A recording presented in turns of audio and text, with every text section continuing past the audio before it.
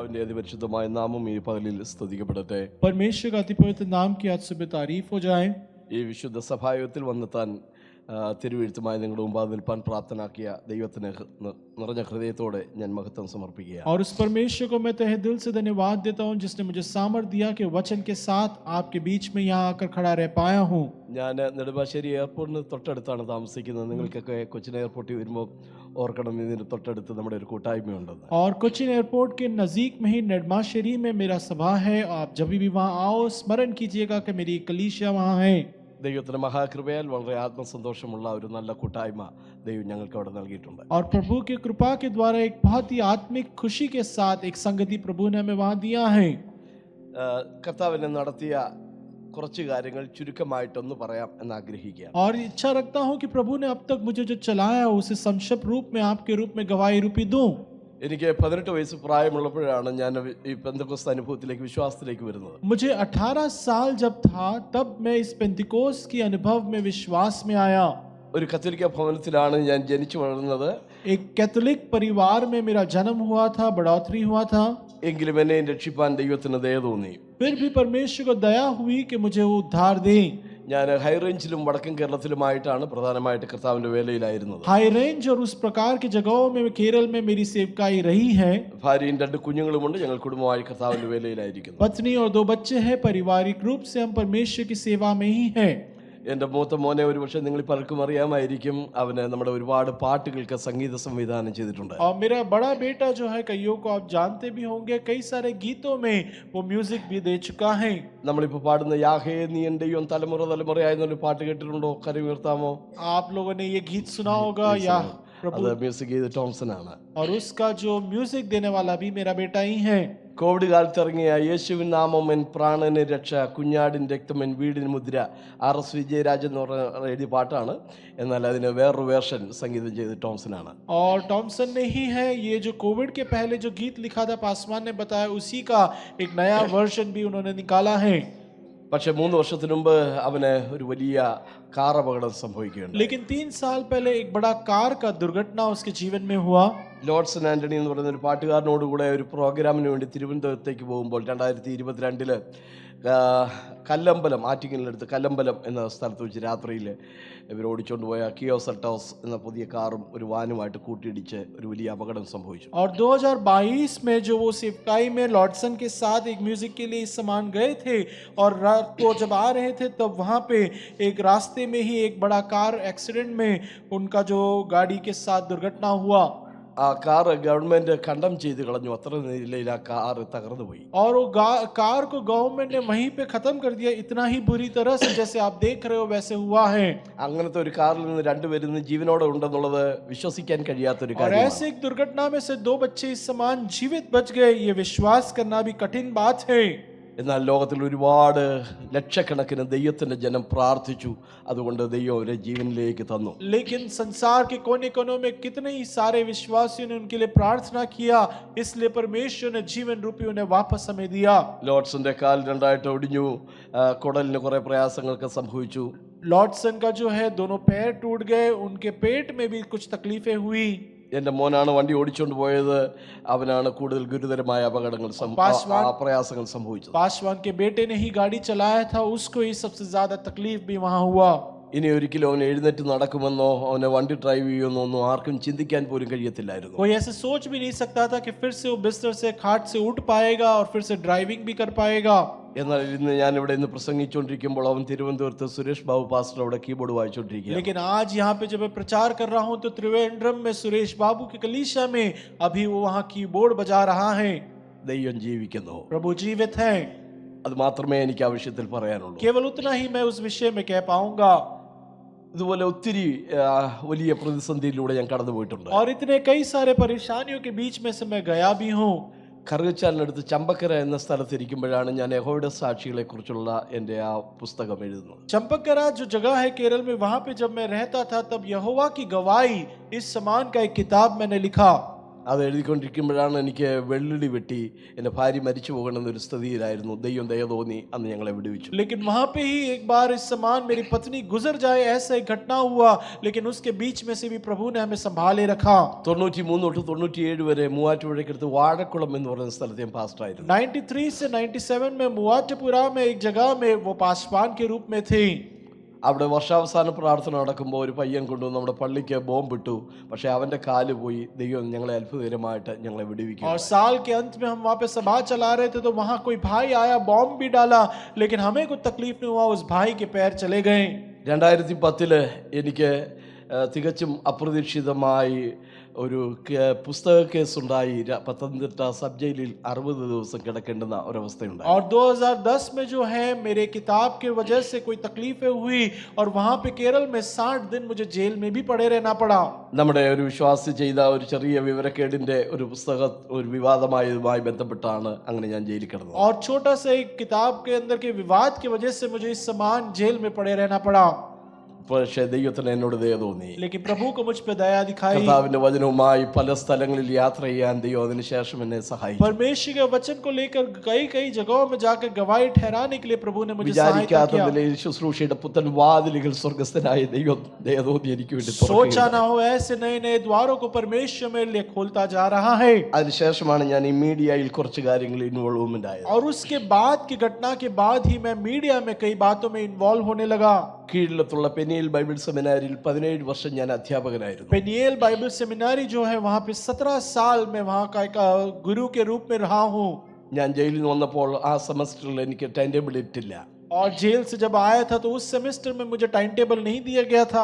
ആ ഒരു വർഷം മുഴുവൻ എനിക്ക് ഒരു മീറ്റിങ്ങുകളും ഇല്ലായിരുന്നു. उस साल पूरा मुझे कोई सभा ही नहीं था. പക്ഷെ ദൈവം എന്നോട് പറഞ്ഞു ഞാൻ നിന്നെ കൈവിടത്തില്ല. लेकिन प्रभु ने मुझसे कहा कि मैं तुझे कभी ना छोड़ूंगा. കഴിഞ്ഞ 15 വർഷമായി കർത്താവ് ആ വാക്ക് അതുപോലെ പാലിച്ചുകൊണ്ടിരിക്കുകയാണ്. पिछले 15 साल से परमेश्वर ने जो कहा वो वायदे को आज तक चलाए आ रहा है. ദൈവം ഇന്നും ജീവിക്കുന്നവനാണ്. मैं कहता हूँ मेरा परमेश्वर आज भी जीवित അവൻ है. ആർക്കും കടക്കാരനല്ല. वो किसी का कर्जदार नहीं है. വിശ്വസ്തനായ ഒരു ദൈവത്തെയാണ് നാം സേവിക്കുന്നത്. विश्वास योग्य प्रभु की हम सेवा करते हैं. ഇവിടെ കാണുന്ന ഈ കുഞ്ഞുങ്ങൾക്കായി യൗവനക്കാർക്കായി ഞാൻ ദൈവത്തെ സ്തുതിക്കുന്നു. यहाँ बैठे हुए जवानों को बच्चों को देखकर मैं परमेश्वर की स्तुति करता हूँ. അടുത്തൊരു കാലഘട്ടത്തിൽ അടുത്തൊരു തലമുറയിൽ കർത്താവിന് വേണ്ടി നിൽക്കാൻ നിങ്ങളെയാണ് ദൈവം കണ്ടിട്ടുള്ളത്. आने वाले एक पीढ़ी को, आने वाले एक युग में आप ही को प्रभु के लिए खड़े रहने के लिए प्रभु उपयोग करेगा.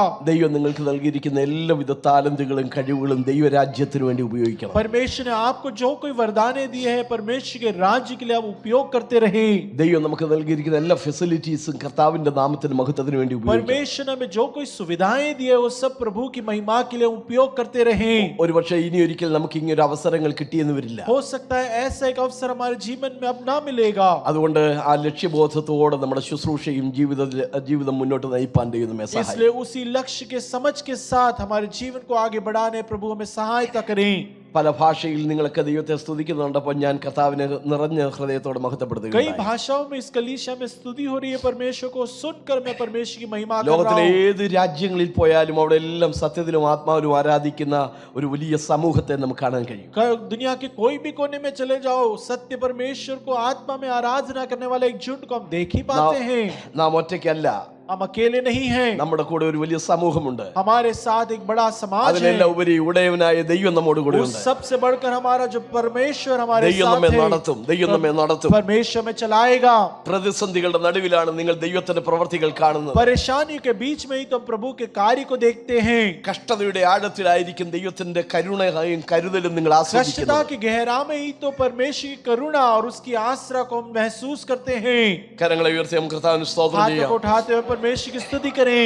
സഭായോഗത്തിന്റെ സമയപരിധി ഞാൻ മനസ്സിലാക്കുന്നു. അതുകൊണ്ട് ഹ്രസ്വമായ ഒരു ചിന്ത നിങ്ങളോട് പങ്കുവെപ്പാമെന്ന് और ആഗ്രഹിക്കുകയാണ്. सभा की जो सीमा है समय का वो समझता हूँ, इसलिए एक छोटा सा सोच आपके सामने रखना चाहूंगा. യോഹന്നാന്റെ സുവിശേഷം 2-ാം അധ്യായം 5-ാമത്തെ വാക്യം. यूहन्ना के सुसमाचार 2 अध्याय का 5वां कलम.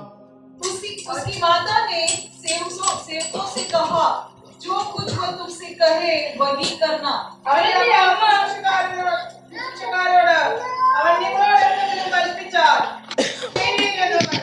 നമുക്ക് നമുക്ക് വളരെ പരിചയമുള്ള ഒരു വേദഭാഗമാണിത്. हमको बहुत ही सुपरिचित एक वचन का भाग है ये. അല്പം മദ്യപിക്കണം എന്നുള്ളത് ആദ്യത്തെ വ്യാജമദ്യ നിർമ്മിതാവ് ക്രിസ്തുവാണെന്ന് പറയാൻ ഈ വാക്യം ഉപയോഗിക്കാറുണ്ട്. और ये पहला जो पिता मसीह है और उसका चमत्कार है, उस बातों को कहने के लिए हम ये वचन को उपयोग करते रहते हैं. മറിയയുടെ മധ്യസ്ഥത എന്നൊരു ദുരുപദേശം വകഞ്ഞൊപ്പിച്ച് പറയാൻ വേണ്ടി ഈ വാക്യം മുപ്പത് और ഉപയോഗിക്കാറുണ്ട്. मरियम का जो महत्व है उसको भी बताने के लिए इसे गलत रूप से इस वचन को कई बार लेते हैं. നമുക്കൊരു കാര്യം ഒരാളോട് പറയാൻ ഒരു പ്രയാസമോ അയോഗ്യതയുള്ളപ്പോഴാണ് മധ്യസ്ഥന്റെ ആവശ്യകതയുള്ളത്. और हमको कुछ बात किसी से कहने में तकलीफ होता है, तभी तो हमारे लिए मध्यस्थ की फायदा मध्यस्थ को ढूंढते हैं. ക്രിസ്ത്യാനിക്ക് ക്രിസ്തുവിനോട് പറയാൻ കൊള്ളാത്ത ഒരു കാര്യമില്ല. അതുകൊണ്ട് ക്രിസ്ത്യാനിക്ക് ക്രിസ്തുവിനോട് എല്ലാം തുറന്നു പറയാൻ കഴിയുന്നത് കൊണ്ട് ഇടയ്ക്ക് ഒരു മധ്യസ്ഥന്റെ ആവശ്യമില്ല. क्रिस्ती जो है उसको मसीह के साथ कहने के लिए कोई रुकावट नहीं है, इसलिए मसीह से बात करने के लिए क्रिस्ती को कोई मध्यस्थ की जरूरत नहीं. പണ്ടെന്നോ ജീവിച്ചിരുന്ന അവരാരും ഇന്ന് ഭൂമിയിലില്ല. അവരാരും സർവ്വവ്യാപികളല്ല. അവർക്കിട്ട് മലയാളം മനസ്സിലാവത്തുമില്ല. पहले जो इस संसार में जीते थे अब वो यहाँ पे नहीं, वो सर्वव्यापी नहीं, उन्हें मलयालम पता भी नहीं. നമ്മൾ പറയുന്നത് കേൾക്കാൻ അവരിവിടെ കണ്ണാടിക്കൂട്ടിലോ പാലയുടെ ചോട്ടിലോ ഒന്നും വന്ന് കുത്തിയിരിക്കുന്നില്ല. അവർ സർവ്വവ്യാപികളല്ല. हमें सुनने के लिए कोई शीश महल में या उस पर पत्थर में आकर बैठता नहीं है. हमें वो सुनकर समझ भी नहीं पाते हैं. പക്ഷെ നമ്മുടെ കർത്താവ് ഇന്ന് പകൽ നമ്മുടെ നടുവിലുണ്ട്. അവിടുത്തെ വാഗ്ദത്തമാണ് 2-3 പേർ എന്ന നാമത്തിൽ കൂടി വരുന്നിടത്തൊക്കെ ഞാൻ അവരുടെ लेकिन നടുവിലുണ്ട്. हमारा परमेश्वर का वायदा है कि जहाँ 2 या 3 व्यक्ति इकट्ठा होते हैं वहां मेरा सानिध्य रहता है. उसी समान उसका सानिध्य हमारे बीच में है. 2-ാം 1 മുതൽ 11 വരെയുള്ള വാക്യങ്ങളാണ് യേശു വെള്ളം വീഞ്ഞാക്കിയ വൃത്താന്തം രേഖപ്പെടുത്തിയിട്ടുള്ളത്. दूसरे अध्याय के पहले से 11वें में ही हम देखते हैं प्रभु जो है पानी को दाखरस में बदलता है. അതൊരു തീയതിയും സ്ഥലവും പറഞ്ഞുകൊണ്ടാണ് ആ ഭാഗം और ആരംഭിക്കുന്നത്. उसका एक तारीख और एक जगह का बताते हुए इस वचन को शुरू करते हैं. 3-ാം നാൾ ഗലീലയിലെ കാനാവിൽ ഒരു കല്യാണം ഉണ്ടായി. तीसरे दिन गलील के काना में किसी का ब्याह हुआ है. 3-ാം നാൾ तीसरे दिन എന്തിന്റെ 3-ാം നാളാണ്? किस चीज का तीसरे दिन? യേശു സ്നാനപ്പെട്ടതിന്റെ 3-ാം നാളല്ല. അതിനുശേഷം 40 ദിവസം ഉപവസിക്കാൻ മരുഭൂമിയിലേക്ക് പോയി. यीशु ने बपतिस्मा लिया उसके बाद का तीसरा दिन नहीं, क्योंकि वो तो 40 दिन उपवास करने गया था. ഉപവാസം കഴിഞ്ഞതിന്റെ 3-ാം നാളല്ല. കാരണം അതിനുശേഷം ആത്മാവിന്റെ ശക്തിയോടെ ഗലീലയ്ക്ക് മടങ്ങി ചെന്നു എന്നാണ് വായിക്കുന്നത്. തിരിച്ചവിടെ നടന്നു ചെല്ലാൻ 3 ദിവസത്തെ വഴിദൂരം ആവശ്യമുണ്ട്. उपवास के बाद का तीसरा दिन नहीं हो सकता, क्योंकि उपवास के बाद तो गलील में आत्मा में शक्ति के साथ गया था. गलील तक जाने के लिए ही 3 दिन लग വേറെ जाते ഏതോ हैं. ഒരു സംഭവം നടന്നതിന്റെ 3-ാം നാൾ. कोई तो एक घटना हुआ होगा, उसके बाद का तीसरा दिन है ये. നിങ്ങൾ ആ അധ്യായത്തിൽ നോക്കൂ. 29-ാമത്തെ വാക്യം പിറ്റേ നാൾ എന്ന് കാണുകയാണ്. 29वें कलम को उस अध्याय में देखे तो उसके बाद का दिन. 35-ാമത്തെ വാക്യം പിറ്റേ നാൾ എന്ന് കാണുകയാണ്. 35वें कलम में हम देखते हैं कि उसके दूसरे दिन. 43-ാമത്തെ വാക്യത്തിൽ പിറ്റേ നാൾ എന്ന് കാണുകയാണ്. 43 में भजन संहिता में भी हम पढ़ते हैं कि 43 कलम में भी हम पढ़ते हैं कि दूसरे दिन. അതിനുശേഷമാണ് 2-ന്റെ 1-ൽ 3-ാം നാൾ എന്ന് പറയുന്നത്. और उसके बाद दूसरे के पहले कलम में कहते हैं कि तीसरे दिन. നഥനയേലോ ബർത്തിലോമായിയെ തന്റെ ശിഷ്യനായിരിക്കാൻ വേണ്ടി യേശു വിളിച്ചതിന്റെ 3-ാം നാൾ ഗലീലയിലെ കാനാവിൽ ഒരു കല്യാണം ഉണ്ടായി. नथनेल को जो है अपना चेला बनाने के लिए प्रभु यीशु मसीह बुलाते हैं उसके तीसरे दिन. ഈ സംഭവം 2 തൂണുകളിൽ എന്ന പോലെ 2 പ്രവചനങ്ങളിൽ തൂക്കിയിട്ടിരിക്കുകയാണ്. ये 2 खंभों में जिस समान लटका के रखते हैं, ऐसे ही 2 भविष्यवाणियों के बीच में लटका रखा है. ഒന്ന് യേശു ആദ്യമായി നടത്തിയ ഒരു പ്രവചനം, മറ്റൊന്ന് മോശെ അവസാനമായി നടത്തിയ ഒരു पहला പ്രവചനം. यीशु मसीह ने कहा हुआ एक भविष्यवाणी और दूसरा मूसा ने कहा हुआ एक भविष्यवाणी. യേശു ആദ്യമായി നടത്തിയ പ്രവചനം മനസ്സിലാക്കണമെങ്കിൽ 1-ാം അധ്യായത്തിന്റെ അല്പം പശ്ചാത്തലം പറഞ്ഞു വരണം. यीशु का पहला भविष्यवाणी के बारे में कहना है तो पहले अध्याय का इतिहास को जरा कह के आना पड़ेगा. യോഹന്നാന്റെ സുവിശേഷം 1-ാം അധ്യായം ഒരു കണ്ടെത്തലിന്റെ അധ്യായമാണ്. और जो यूहन्ना जो पहला अध्याय जो है वो एक आविष्कार का एक अध्याय है. ഇതിനകത്ത് അനേകർ യേശുവിനെ മശിഹയായി രക്ഷകനായി ക്രിസ്തുവായി കണ്ടെത്തുകയാണ്. यहाँ पे लोग जो है यीशु को जो है खोज कर निकालते हैं कि वो उद्धार करता या मसीहा है. യോഹന്നാൻ സ്നാപകന് ക്രിസ്തുവിനെ വ്യക്തിപരമായി അറിയുമായിരുന്നില്ല. यीशु मसीह को യോഹന്നാ बपतिस्मा देने वाला व्यक्तित्व रूप से नहीं जानता താനത് था. പറയുന്നുണ്ട്, ഞാനോ അവനെ അറിഞ്ഞിരുന്നില്ല, എങ്കിലും വെള്ളത്തിൽ സ്നാനം കഴിപ്പിപ്പാൻ എന്നെ അയച്ചവൻ എന്നോട് ആരുടെ മേൽ ആത്മാവ് ഇറങ്ങുന്നത് കാണുന്നുവോ അവനാകുന്നു ജനത്തെ ജലത്തിലും ആത്മാവിലും അഗ്നിയിലും സ്നാനം കഴിപ്പിക്കുന്നു. वचन कहता है कि यूहन्ना कहता है कि मैं तो उसे देखा नहीं जानता नहीं, लेकिन जिसने मुझे भेजा उसने कहा है कि उसके ऊपर आत्मा उतरेगी और वही है जो पानी और आत्मा में दूसरों को जगत को बपतिस्मा देगा. ജനമെല്ലാം സ്നാനമേൽക്കുമ്പോൾ യേശു സ്നാനമേറ്റ് വെള്ളത്തിൽ കയറി പ്രാർത്ഥിക്കുമ്പോൾ പരിശുദ്ധാത്മാവ് പ്രാവുന്ന പോലെ യേശുവിന്റെ മേൽ ഇറങ്ങി और വരികയാണ്. जल से यीशु ने दूसरे के समान ही बपतिस्मा लेकर जब निकला तो एक कबूतर के रूप से परमेश्वर की आत्मा उसके ऊपर उतरती है. ആ സംഭവത്തിൽ സംഭവത്തിലൂടെ യോഹന്നാൻ യേശുവിനെ മശിഹയായി കണ്ടെത്തുകയാണ്. और उसी अध्याय में यूहन्ना जो है मसीहा यीशु को मसीहा रूप से खोज कर निकालता है. കണ്ടെത്തിയ യോഹന്നാൻ യേശുവിനെ പരിചയപ്പെടുത്താൻ തുടങ്ങി. പിറ്റേന്നാൾ യോഹന്നാൻ പരിചയപ്പെടുത്തുകയാണ്, ഇതാ ലോകത്തിന്റെ പാപം ചുമക്കുന്ന കുഞ്ഞാട്. और यीशु को जब वो पहचान लेता है उसके दूसरे दिन फिर वो यीशु को परिचित करता है कि देखो जगत का पाप उठाने वाला यीशु मसीह. പിറ്റേന്നാൾ യോഹന്നാൻ മറ്റൊരു പദം കൊണ്ട് പരിചയപ്പെടുത്തി, ഇതാ ദൈവത്തിന്റെ കുഞ്ഞാട്. और दूसरे दिन फिर से यूहन्ना उसे परिचित कराता है कि देखो यीशु का मेमना. യോഹന്നാന്റെ പിന്നിൽ നിന്ന് തന്റെ ശിഷ്യന്മാരായ രണ്ടുപേർ ആ പാപം ചുമക്കുന്ന കുഞ്ഞാടായ ക്രിസ്തുവിന്റെ പിന്നാലെ പോയി. और यीशु के पीछे यूहन्ना के दो चेले निकल आते हैं क्योंकि वो तो जगत का पाप उठाने वाला है. യേശു മുമ്പോട്ട് പോകുന്നു, ഇവർ രണ്ടുപേര് അന്ത്രയോസും വേറൊരാളും പിന്നാലെ ചെല്ലുകയാണ്. यीशु आगे के चल रहा है और अंद्रियोस और दूसरा एक चेला यीशु के पीछे पीछे आ रहा है. യേശു തിരിഞ്ഞ് അവരോട് ചോദിച്ചു, നിങ്ങൾ എന്റെ പുറകെ വരികയാണല്ലോ, നിങ്ങൾ എന്ത് അന്വേഷിക്കുന്നു? और यीशु उनको मुड़कर कहता है, तुम तो मेरे पीछे आ रहे हो, तुम किस चीज की खोज में आ रहे हो? ഇന്ന് നമ്മളോടും കർത്താവ് ചോദിക്കുന്ന ഒരു ചോദ്യമാണ്, നാം കർത്താവിന്റെ ചുവടുകളെ പിൻഗമിക്കുകയാണ്, നിങ്ങൾ എന്ത് അന്വേഷിച്ചുകൊണ്ടാണ് എന്റെ പിന്നാലെ വരുന്നത്? आज भी यीशु हमसे यही पूछता है क्योंकि हम भी यीशु के पाद के चरणों के पीछे पीछे चलकर आ रहे हैं. वो हमसे पूछता है किस चीज की खोज में आ रहे हो? അവര് പറയുന്ന ഒരു മറുപടി ഇതാണ്, അതാ ഗുരു, നീ എവിടെ പാർക്കുന്നു? ആ പാർക്കുന്ന ഇടമൊന്ന് വന്നു കാണാൻ ആഗ്രഹമുണ്ട്. और वो चेले यीशु से कहते हैं, गुरु तू कहाँ रहता है? उस जगह को देखने के लिए हमारी इच्छा है. നമ്മുടെ ഈ ആത്മീയ ജീവിതത്തിന്റെ ആത്യന്തിക ലക്ഷ്യം മറ്റൊന്നുമല്ല, കർത്താവ് പാർക്കുന്ന ഇടത്ത് ചെന്നൊന്ന് കാണണം, കർത്താവിന്റെ കൂടെ ചെന്നൊന്ന് വസിക്കണം. അതിനു വേണ്ടിയാണ് നാം കർത്താവിന്റെ പിന്നാലെ പോകുന്നത്. हमारे आत्मिक दौड़ और उसके पीछे चलने का लक्ष्य भी तो यही है कि हमारा प्रभु कहाँ रहता है, वहां हम भी देख पाए, उसके साथ वहां हम भी रह पाए. കർത്താവ് അവരുടെ നല്ല ആഗ്രഹത്തെ സഫലമാക്കി പിന്നാലെ ചെന്നു. അവർ യേശുവിന്റെ കൂടെ താമസിച്ചു. और यीशु ने उनकी इच्छा को पूर्ण किया, उनके पीछे पीछे गए और यीशु के साथ वो रहे. പിറ്റേന്നാൾ उसके दूसरे അവരിൽ രണ്ടുപേര് തിരിച്ചു പോവുകയാണ്. वो दोनों वापस लौटते हैं. അവരിൽ ഒരാളുടെ പേര് അവിടെ കൊടുത്തിട്ടുണ്ട്, അന്ത്രയോസാണ്. उसमें से एक का नाम अंद्रियोस लिखा भी है. അന്ത്രയോസിന്റെ സഹോദരനാണ് പത്രോസ്. अंद्रियोस का ही भाई है पतरस.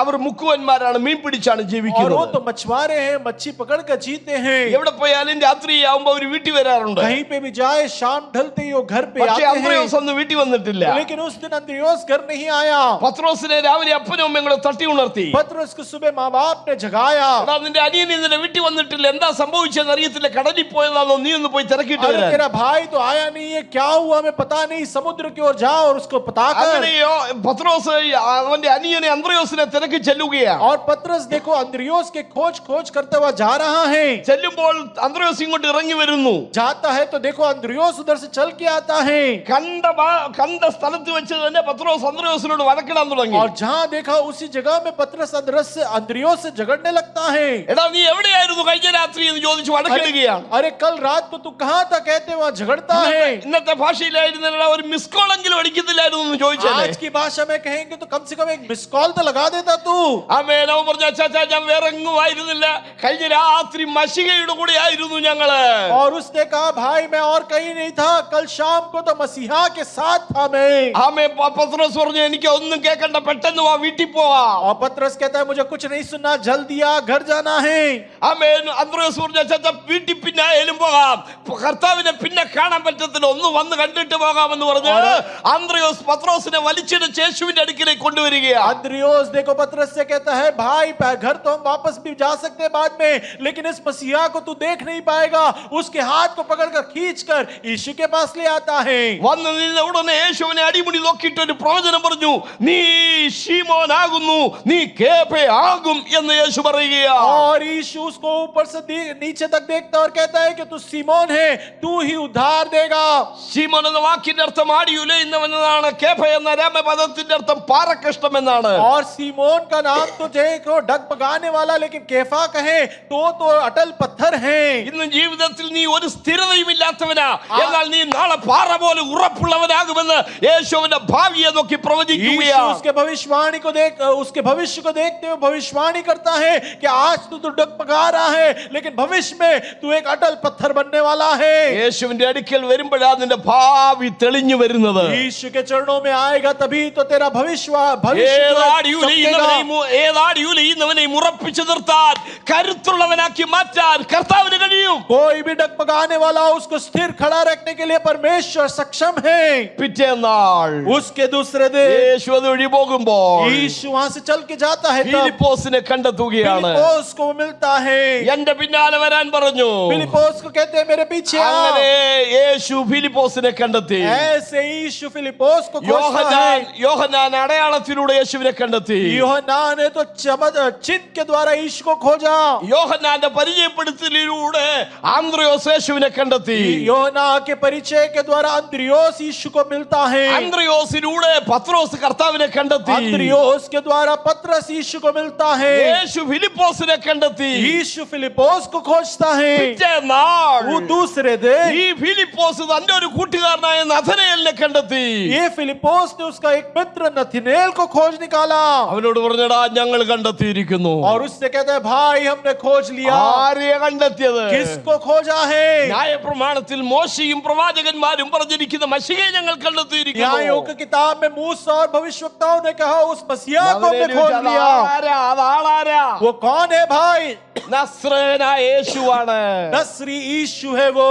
നഥനയേലിന്റെ 2-3 പ്രത്യേകത ഞാൻ പറയാം. नथनएल के 2-3 विशेष बातों को मैं आपसे कहूं। കേൾക്കുന്നതെല്ലാം അപ്പാടവും വിഴുങ്ങുകയില്ല. जो सुना उसको ऐसे ही स्वीकारता नहीं है। അവന് വിശ്വസിക്കണമെങ്കിൽ അവന് തെളിവ് വേണം. उसको विश्वास करना है तो उसको सबूत चाहिए। നസ്രത്തിൽ നിന്ന് വല്ല നന്മയും വരുമോ? वो कहता है नसरी से क्या कोई भलाई निकलेगा? മശിഹ വരുന്നത് ബേത്ലഹേമിൽ നിന്നാണല്ലോ. आशीष तो बेथलेहम से आना है। Praise the Lord. Amen. Philipose പറഞ്ഞു എനിക്ക് ഇങ്ങനെ തർക്കിക്കാനും വാദിക്കാനും ഒന്നും അറിയത്തില്ല. फिलिप्पोस कहता है मैं तो ऐसे तर्क वितर्क नहीं कर सकता। ഒന്ന് വന്ന് കാണുന്നതിന് കുഴപ്പമൊന്നുമില്ലല്ലോ. आकर जरा देख ले, कोई तकलीफ तो नहीं होगा। അങ്ങനെ ആമേൻ അന്ത്രയോസ് പത്രോസിനെ കർത്താവിന്റെ അടുക്കിലേക്ക് കൊണ്ടുവന്നതുപോലെ जैसे अंद्रियोस ने पतरोस को यीशु के पास ले आया, वैसे ഫിലിപ്പോസ് നഥനയേലിനെ യേശുവിന്റെ അടുക്കിലേക്ക് കൊണ്ടുവരികയാണ്. फिलिप्पोस जो है नथनएल को यीशु के पास ले आता है। നഥനയേൽ അങ്ങോട്ട് വന്ന് നിന്ന ഉടനെ नथनएल आकर वहां खड़ा होते ही യേശുവിനെ നോക്കിയിട്ട് ഇങ്ങനെ പ്രവചിക്കുകയുണ്ടായി. यीशु उसको देखकर ऐसे भविष्यवाणी करता है, ഇതാ സാക്ഷാൽ ഇസ്രായേലിയൻ, देखो ये तो सचमुच इस्राएली है, ഇവനിൽ കപടമില്ല എന്ന് യേശു പറഞ്ഞു. इसमें तो कोई कपट ही नहीं। यीशु कहता है എല്ലാവരും നമ്മുടെ പുറമേയുള്ള രൂപമാണ് കാണുന്നത്, अभी तो तेरे भारी रूप को देखता है, എന്നാൽ നമ്മുടെ അകം കാണുന്നവരുണ്ട്. लेकिन हमारे भीतर के बातों को ये യഹൂദ देखता है। കുടുംബത്തിൽ ജനിച്ചത് കൊണ്ട് അവൻ യഹൂദനായവനല്ല. यहूदी परिवार में जन्म लिया इसलिए यहूदी नहीं बना। ആത്മാവിൽ കപടമില്ലായ്മ മുഖാന്തരം അവൻ ഒരു യഥാർത്ഥ യഹൂദനാണ്. आत्मा में कोई कपट नहीं, इसलिए सचमुच वो एक यहूदी है। ഇവൻ അന്താളിച്ചു പോയി. और वो वहां चौंक गया। ഇവൻ യേശുവിനോട് ചോദിച്ചതിരിക്കട്ടെ, यीशु से शायद पूछा होगा ഇപ്പോഴാ ഞാൻ നിന്നെ കാണുന്നത്, अभी तो मैंने तुझसे मुलाकात किया, ഇപ്പോഴാ നീ എന്നെ കാണുന്നത്, अभी तो तूने मुझे देखा, പിന്നെ നിനക്ക് എന്നെ കുറിച്ച് എങ്ങനെ പറയാൻ പറ്റും നിഷ്കളങ്കനാണെന്ന്? तू मुझे कैसे देखकर कहेगा कि मैं निष्कलंक हूँ? യേശുവിനോട് പറയുകയാണ്. यीशु से कहता है നാഥനയേൽ നിന്നെ വിളിക്കുന്നതിനും ഫിലിപ്പോസ് നിന്നെ വിളിക്കുന്നതിനും മുമ്പ് नथनएल फिलिप्पोस तुझे बुलाए उससे पहले നീ അത്തിമരത്തിന് ചുവട്ടിൽ ഇരിക്കുമ്പോഴേ ഞാൻ നിന്നെ കാണുന്നുണ്ടായിരുന്നു. तू अंजीर के पेड़ के नीचे बैठा था, तभी मैंने तुझे देख लिया था। ഇന്നിവിടെ ഇരിക്കുമ്പോഴാ നിങ്ങൾ നിങ്ങളെ കാണുന്നത്. यहाँ बैठते हो तब तुम अपने आप को देखते हो। ഇന്നിവിടെ ഇരിക്കുമ്പോഴാ നിങ്ങൾ എന്നെ കാണുന്നത്. आज यहाँ बैठते हो तब तुम मुझे देखते പക്ഷേ हो, കർത്താവ് ഇന്നല്ല നമ്മെ കണ്ടത്. लेकिन प्रभु ने आज हमें नहीं देखा। ലോക സ്ഥാപനത്തിന് മുമ്പേ അവൻ നമ്മെ കണ്ടിരുന്നു. संसार की स्थापना उससे पहले उसने हमें देखा। അത്തിമരത്തിന് ചുവട്ടിൽ ഇരിക്കുമ്പോഴേ ഞാൻ നിന്നെ കാണുന്നുണ്ടായിരുന്നു. तू अंजीर के पेड़ के नीचे बैठा था, तब से मैंने तुझे देखा है। എന്നാ അത്തിമരത്തിന്റെ ചുവട് എന്ന് क्या है പറയുന്നത്? अंजीर के पेड़ के नीचे की बातें? യഹൂദന്മാർ ഒറ്റയ്ക്ക് ന്യായപ്രമാണത്തിന്റെ കിട്ടിയ ഭാഗവുമായി മരത്തണലിൽ പോയി ധ്യാനിക്കുകയും പ്രാർത്ഥിക്കുകയും ചെയ്യുന്ന ഒരു ശീലം അവർക്കുണ്ടായിരുന്നു. यहूदियों की जिंदगी में ऐसा एक रीति था कि अकेले में कोई पेड़ के नीचे बैठकर वचन की मनन करते थे। ഇസ്ഹാക്ക് ബേർലഹയിരോയി എന്ന സ്ഥലത്ത് വരെ ധ്യാനിപ്പാൻ പോയി എന്ന് നമ്മൾ इसहाक വായിക്കുന്നു. जो बेथलेहरोई जगह तक वो मनन करने गया। ഇവന് കിട്ടിയ ന്യായപ്രമാണത്തിന്റെ ഭാഗവുമായി इसको जो किताब परमेश्वर का वचन का भाग मिला അവനൊരു उससे അത്തിമരത്തിന്റെ ചുവട്ടിൽ പോയിരുന്ന് വായിക്കാൻ തുടങ്ങി. वो अंजीर के पेड़ के नीचे बैठकर वो पढ़ने लगता है। അങ്ങനെ വായിച്ചുകൊണ്ടിരിക്കുമ്പോൾ और ऐसे पढ़ता है तब അതിനകത്ത് വരാനിരിക്കുന്ന ഒരു മശിഹയെ കുറിച്ച് അവൻ മനസ്സിലാക്കി. वहां लिखा है कि एक मसीहा आ रहा है, उसके बारे में वो पहचानता है। മരത്തിന്റെ ചുവട്ടിൽ നിന്നുള്ള ഒറ്റയ്ക്ക് പ്രാർത്ഥിച്ചു. और वो अंजीर के पेड़ के नीचे बैठकर अकेला प्रार्थना करता है। വരാനിരിക്കുന്ന മശിഹയെ എനിക്കൊന്ന് കാണാൻ കഴിയുമോ? उस मसीहा को क्या मैं देख पाऊंगा? എന്റെ കണ്ണുകൾക്ക് അവനെ കാണാൻ കഴിയുമോ? मेरे आंखें क्या उसे देख पाएंगे? അങ്ങനെ പ്രാർത്ഥിച്ച ആ പ്രാർത്ഥന തമ്പുരാൻ ഒപ്പിയെടുത്തു. ऐसा प्रार्थना करने वाला प्रार्थना को मसीह प्रभु परमेश्वर ने सुन लिया। ദൈവത്തിന്റെ പൈതലെ, നീ കുഞ്ഞുകാലത്ത് പ്രാർത്ഥിച്ചതൊക്കെ തമ്പുരാൻ എഴുതി വെച്ചിട്ടുണ്ട്. हे परमेश्वर के बच्चों, तुमने बचपन से जो प्रार्थना की वो सारी बातों को परमेश्वर ने लिख रखा है। ഞാൻ ഒരിക്കൽ ലണ്ടനിൽ ചെന്നപ്പോൾ ഒരു ദൈവദാസൻ എന്നോട് സാക്ഷ്യം പറഞ്ഞു. मैं एक बार लंदन गया तो एक भाई ने मुझसे गवाही दिया। അദ്ദേഹം 8ാം ക്ലാസ്സിൽ പഠിക്കുമ്പോ ഒരു ദൈവദാസി വന്നൊരു ദൂത് പറഞ്ഞു. 8वीं कक्षा में पढ़ रहा था तो एक बहन ने आकर उसके ऊपर भविष्यवाणी की। വെള്ളക്കാരുടെ നടുവിലായിരിക്കും നിന്റെ വാസമെന്ന്. सफेद चमड़ियों के बीच में तू रहने वाला है। ദൈവം പറഞ്ഞ വാഗ്ദത്തങ്ങളൊക്കെ ദൈവം നിറവേറ്റിയിട്ടുണ്ട്. परमेश्वर ने जो वायदे दिए वो सारे पूर्ण किए हैं। വിശ്വസ്തനായ ഒരു ദൈവത്തെയാണ് നാം സേവിക്കുന്നത്. विश्वास योग्य परमेश्वर की हम सेवा करते हैं। കർത്താവിനോട് പറയുകയാണ്, प्रभु उनसे कहता है, നീ അത്തിമരത്തിന്റെ ചുവട്ടിലിരുന്ന് പ്രാർത്ഥിച്ചില്ലേ, അന്നേ ഞാൻ നിന്നെ तू കാണുന്നുണ്ടായിരുന്നു. अंजीर के पेड़ के नीचे बैठ के जब प्रार्थना किया था उसी दिन से मैंने तुझे देख लिया। ഇതൂടെ കേട്ട് കഴിഞ്ഞപ്പോൾ ये सुन लिया था അവൻ പിന്നെയും അതിശയിക്കാൻ തുടങ്ങി. और वो चौंक गया। കർത്താവേ, ഇത് എത്ര ഭയങ്കര വിസ്മയം എന്നാണ് അവൻ हे ചോദിച്ചത്. प्रभु, ये कितना बड़ा चौंकाने वाली बात है। അവിടെയാണ് യേശു പറഞ്ഞ പ്രവചനം. वहाँ ईश्वर ने कही भविष्यवाणी, ഇത് ഞാൻ നിന്നോട് പറയുകൊണ്ട് നീ ആശ്ചര്യപ്പെടുന്നുവോ? आज मैं तुझसे कहता हूँ और तू चौंकता है। ഇതിനേക്കാൾ വലിയത് നീ കാണുമെന്ന് യേശുവിനോട് പ്രവചിക്കുകയുണ്ടായി. इससे बड़े काम तू देखेगा, यीशु से भविष्यवाणी करता है। ഇതിനേക്കാൾ വലിയത് കാണുമെന്ന് പറഞ്ഞതിന്റെ 3ാം നാൾ ഗലീലയിലെ കാനാവിൽ ഒരു കല്യാണമുണ്ടായി. और ये भविष्यवाणी जब उससे कहा उसके बाद तीसरे दिन में गलील में एक ब्याह होता है। എന്താണ് ആ വചനവും ഈ സംഭവവും തമ്മിലുള്ള क्या है ബന്ധമെന്നറിയാമോ? उस वचन और इस घटने के बीच का एक रिश्ता? യേശുവിന്റെ ആദ്യത്തെ അത്ഭുതം നടന്നത് ഗലീലയിലെ കാനാവിലാണ്. यीशु का पहला जो चमत्कार है गलील की इस काना में हुआ। യോഹന്നാൻ 21:2 വായിച്ചാട്ടെ. യോहन्ना 21 का 2 पढ़े।